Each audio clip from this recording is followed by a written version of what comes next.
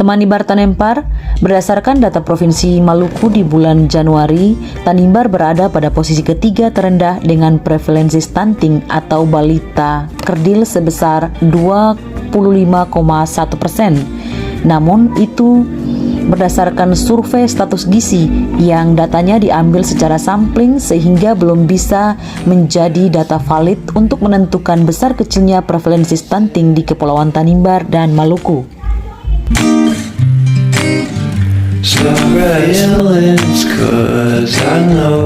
Untuk data per Juni 2022, angka stunting di Kepulauan Tanimbar berjumlah 724 kasus, sedangkan di bulan Agustus turun menjadi 680-an dan September dia melonjak menjadi 1000 lebih kasus. Memang data stunting ini mengalami fluktuasi dikarenakan oleh beberapa faktor. Salah satu faktor yang paling dominan adalah tingkat kehadiran balita di kegiatan posyandu di desa-desa. Sementara itu, data yang mengalami penurunan disebabkan oleh balita yang telah mencapai umur di atas 59 bulan atau 4 tahun 11 bulan 30 hari.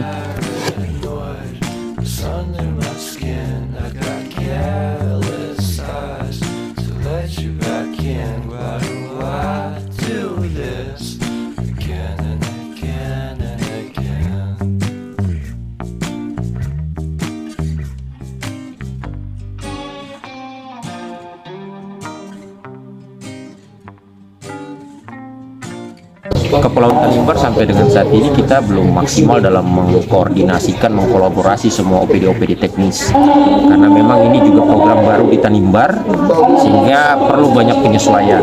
Tapi kita sebagai Satgas sudah banyak melakukan kegiatan koordinasi dengan OPD-OPD teknis dan juga menyampaikan informasi-informasi yang ya ini baru di Tanimbar.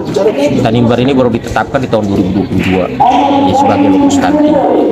Jadi ketika untuk Provinsi Maluku, karena sebelumnya itu hanya ada 2 kabupaten kota saja, makanya kita agak sedikit mengalami kendala ya berkaitan dengan bagaimana mengkolaborasikan sumber daya yang ada di daerah, yaitu melalui OPD teknis dalam rangka untuk melakukan pelayanan intervensi gizi spesifiknya maupun sensitifnya, karena memang masih banyak kepala-kepala OPD juga yang memang belum tahu bagaimana mengkonvergensi stunting itu sendiri di daerah. Jadi memang kita perlu waktu penyesuaian dalam 1 tahun ini. Selama ini sudah berapa OPD ya?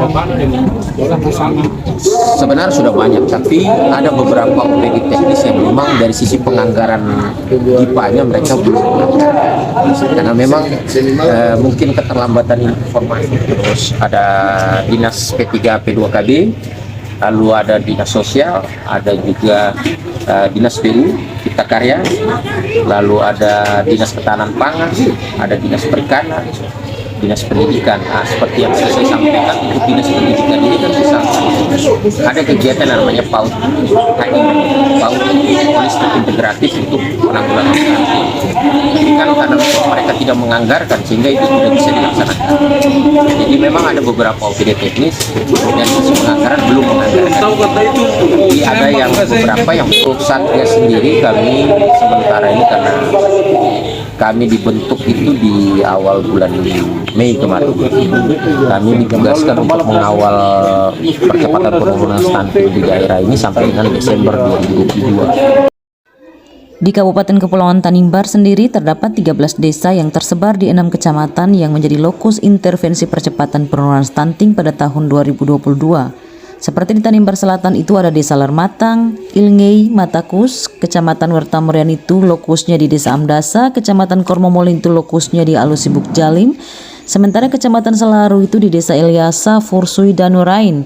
Tanimbar Utara itu lokusnya di Desa Ritabel, Lingluan, dan Desa Lam Desar Timur, sedangkan di Kecamatan Warla Bobar itu di Desa Wabar, Kilon dan Ya, Rumus. jadi penyebab stunting itu dia multifaktor.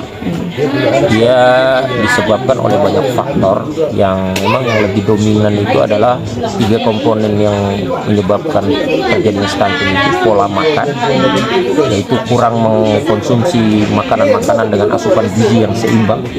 Yang kedua adalah pola asuh, bagaimana mengasuh anak yang baik yang benar kepada orang tua sehingga diperbaiki. Yang ketiga adalah akses terhadap sarana sanitasi, sarana air bersih, air minum yang layak, dan juga akses terhadap bantuan-bantuan sosial untuk masyarakat miskin yang kurang mampu. Terima kasih.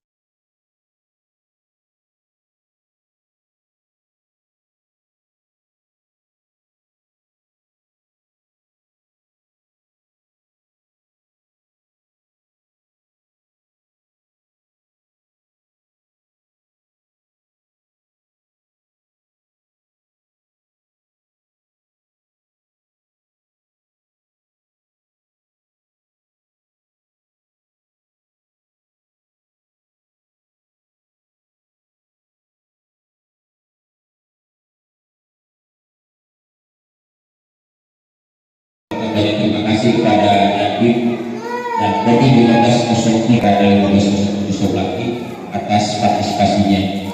Mungkin itu saja atas nama Satgas yang bisa saya sampaikan. Mungkin selanjutnya saya kembalikan ke moderator. Terima kasih. Acara selanjutnya